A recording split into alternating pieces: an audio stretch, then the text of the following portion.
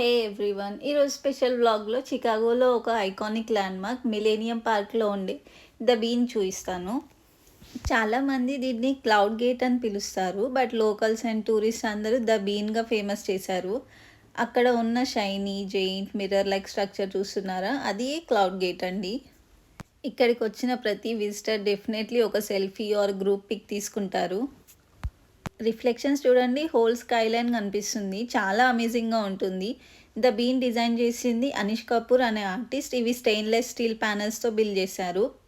168 ప్యానెల్స్తో చేశారండి, కానీ ఒక్క జాయింట్స్ కూడా కనిపించట్లేవు చూసారా. స్మూత్ స్కల్ప్చరే ఈ డిజైన్కి బ్యూటీ అండి. ఈ స్ట్రక్చర్ ఒక జైన్ మిర్రర్ లాగా పనిచేస్తుంది.